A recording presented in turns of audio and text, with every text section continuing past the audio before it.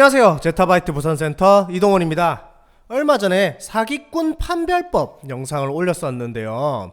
그러면 제타바이트는 그 사기꾼들 혹은 여태 망했던 채굴장과는 무엇이 차이가 나는지 많이 상세하고 디테일하게 알려드리겠습니다. 망하는 채굴장들, 수익이 안 나오는 채굴장과 제타바이트는 구성부터 다릅니다. 컴퓨터에 대한 지식이 아예 없는 분들조차도 이렇게 차이가 나는구나 알 수 있게끔 간단하고 눈에 보여줌으로써 알기 쉽게 해드리도록 하겠습니다. 이거 보시고 나면 다른 채굴장 사업한다는 분들한테 기초적인 훈수도 가능하실 겁니다. 일단 채굴장에서 가장 중요한 건 저희가 컴퓨터로 채굴하는데 컴퓨터를 24시간 가동해야 하는 게 가장 중요합니다. 그 부분이 어려운 건 열 관리 때문인데요.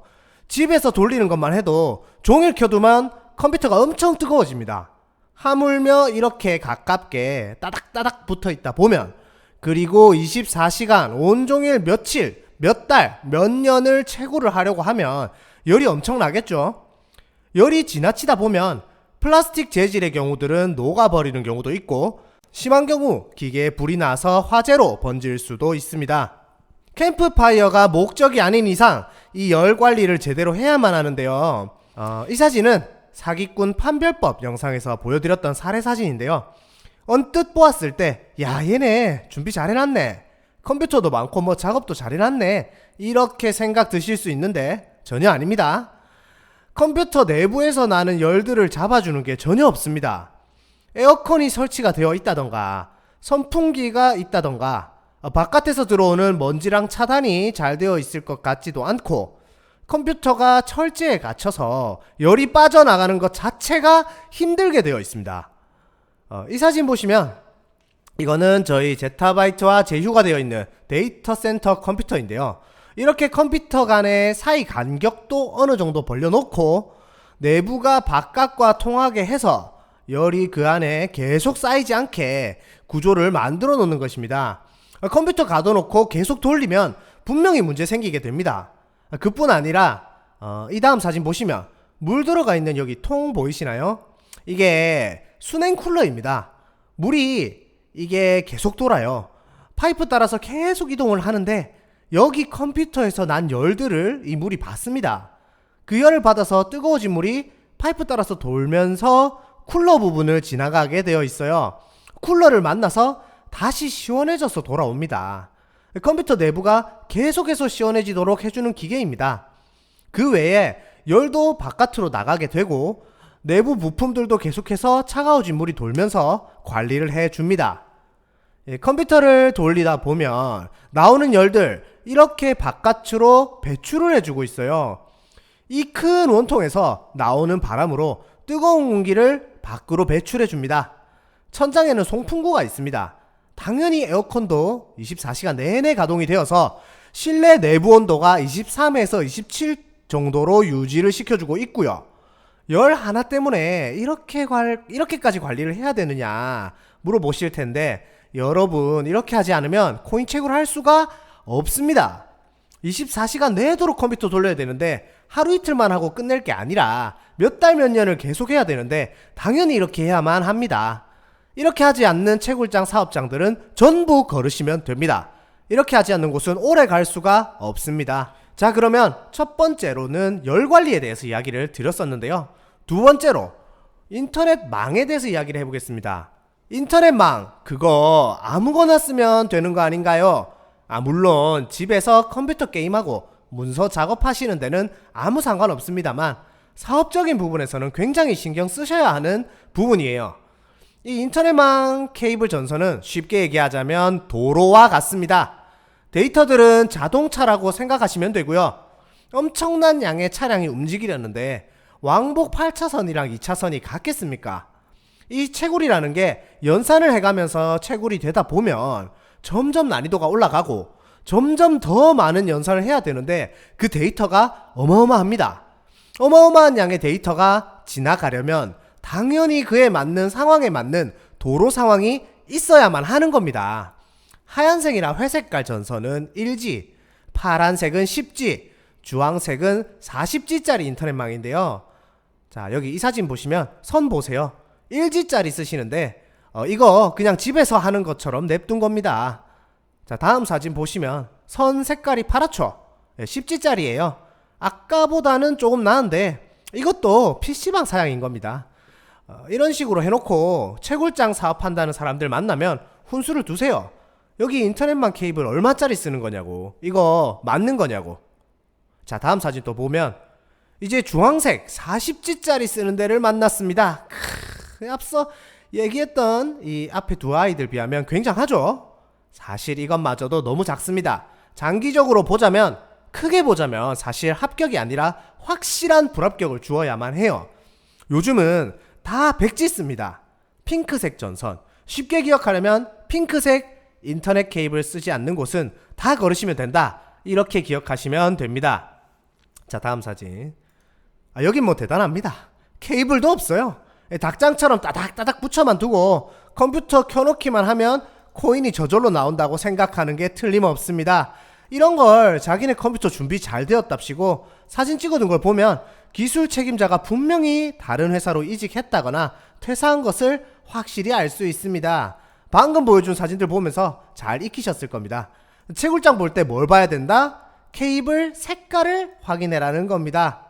핑크색이 아니면 다 걸러라, 이렇게 생각하시면 됩니다. 자, 다음 사진 보면 이게 저희 데이터 센터에서 쓰고 있는 스위치 허브입니다. 이 핑크색 선이 100G짜리 랜 케이블입니다. 이 스위치 허브 가격이 얼마인지 아십니까? 이거 하나가 놀라지 마세요. GV80 한 대 가격과 같다고 생각하시면 됩니다. 어마어마하죠? 일단 장비부터가 다른 걸 가격 면에서도 수치 면에서도 다 알 수 있습니다. 자, 이거는 200G 광랜 카드입니다. 앞에서 보여줬던 것들과 확연히 차이가 수치적으로 많이 느껴지실 겁니다. 뭐 1G짜리는 오솔길, 10G짜리는 그냥 차선 안 그려진 아스팔트 도로, 40G는 뭐 학교 앞 30km 구간 뭐 2차선 도로라 치면 저희는 왕복 8차선 고속도로라고 생각하시면 될 것 같습니다. 자, 첫 번째는 열관리, 두 번째는 인터넷망을 무엇을 쓰는지 이야기를 드렸고, 이제 세 번째로는 마이닝 기술과 컴퓨터 구성에 대한 이야기를 간단하게 드리려 합니다. 뭐 5천만원 정도 하는 슈퍼컴퓨터라는데, 저희 컴퓨터 이거 데이터 센터 컴퓨터가 하나에 5천만원 정도 하거든요. 근데 그게 뭐가 그렇게 다른지 궁금하실 텐데, 이런 식으로 되어 있습니다. 마스터 서버, 슬레이버 서버, 연산 서버, 스토리지, 이런 식으로 구성이 되어 있습니다. 첫 번째 마스터 서버에서 명령이 떨어지면 두 번째에서 이제 정보를 뭐 받아 보내고, 세 번째에서 컴퓨터가 연산을 합니다. 이 연산 서버가 일종의 일꾼 개념이라고 보시면 됩니다. 워터포스로 열시키시는 거 보이시죠? 여기 아까 말씀드렸던 거. 아까 간단하게 설명드렸지만 이게 사실은 전 세계 어디에도 없는 구조입니다. 이게 그렇게 해서 연산에서 나온 걸 마지막 스토리지에 저장을 하는 것입니다. 단어가 생소하실 수 있는데 여하튼 이렇게 역할 분담이 되어 있다. 이게 엄청나게 체계화된 첨단 공장이라고 생각하시면 됩니다. 모바일 서버도 간략하게 보여드리자면 이런 식으로 아래에 쿨러 2개가 있고요. 모바일 칩이 이렇게 10개 내장이 되어 있습니다. 이 경우 굉장히 전기를 적게 드는 형태로 구성을 해두었습니다. 모바일 칩 하나에 3.3W이니까 10개 해도 34W입니다. 쿨러가 18W 해서 뭐 하나 돌리는데 뭐 50W 조금 넘게 이제 전기세를 최대한 줄이는 구성이니 여기도 굉장히 알차고 스마트한 구성이다 라는 걸 보여줍니다. 자, 마이닝 기술 이제 이야기를 드릴 건데요. 컴퓨터랑 장비만 좋은 게 아니라는 거예요. 보통 채굴장 한 컴퓨터에서 하나 종목 코인 채굴하는 게 태반입니다. 저희는 동시에 4개 디지털 자산 보장을 합니다. 뭐 CPU에서 모네로, 뭐 GPU에서 이더리움 전반, 뭐 램에서 M4 코인, 하드에서 치아 코인 등등을 한 컴퓨터에서 마이닝하고 있습니다. 그게 말이 되냐고 묻는 사람들 있을 수 있는데요. 지금 나오고 있는 이 영상이 그 증거입니다. 혹여 다른 전문 기술자 분들 중에 여기 반박을 하고 싶거나 하신 분들은 댓글을 다시고 뭐 전화를 주시면 됩니다. 근데 이게 4개를 마이닝 하는데 야 뭐 파밍 속도는 어떠느냐, 캐는 속도는 느린 거 아니냐 물어보실 수 있는데요. 이 사진 보시면 알기 쉽습니다. 파밍 속도가 3초가 넘어가면 느리다고 간주를 하는데 저희는 평균 0.000621초로 상당히 빠른 편입니다. 이 해시레이트 값만 봐도 수치적으로 다른 걸 보여드릴 수가 있습니다. 다른 얘기인데 사기꾼 판별 영상에서 그 파일스캔.io라는 사이트 언급드린 적이 있습니다. 파일코인 하신다는 분들은 보시면 여기 들어가서 보시면 랭킹에 들어가셔서 확인이 가능하다 말씀을 드렸었는데요. 여기 보시면 뭐 이래저래 뭐 몇천 팀 정도 있다는 거 확인할 수가 있어요. 사실 이게 뭐 한 1, 2주 전만 해도 4천여 개의 채굴하는 팀이 있었습니다만 이게 뭐 어쩌다 이렇게 줄어들었냐면 옆에 어드젝티브 파워라고 해서 몇 페비바이트의 힘인지 수치가 적혀 있거든요. 이게 뭐 쉽게 얘기해서 이 수치가 작을수록 적게 캐신다고 생각하시면 되고 30페비바이트 이하는 올 연말부터 블록 보상이 없다고 합니다. 쉽게 얘기를 하자면 30페비바이트가 안 되는 곳은 죄다 이제 이번 달 올해 말부터 이제 채굴되는 게 없어서 망한다고 생각하시면 됩니다. 자, 이렇게 보시면 등수를 보시면 상위 한 100위 정도까지를 제외하고는 다 망하는 거라고 알고 계시면 될 것 같습니다. 자, 여기까지 말이 굉장히 많았는데요. 정말 채굴을 해서 코인을 가져가려면 주변 환경부터가 제대로 된 곳에서 해야 된다는 이야기입니다. 얄팍하게 무슨 얄구지게 만들어가지고 보여주기식으로 만든 곳들, 그런 곳들과 구분하셔야 합니다. 저희는 차원이 다릅니다. 저희 데이터 센터 컴퓨터들은 아까 말씀드렸지만 컴퓨터 하나가 5천만원 정도 육박하는 슈퍼컴퓨터들인데 그게 수백 대가 됩니다. 구미 경우에 3,600억 정도의 규모입니다.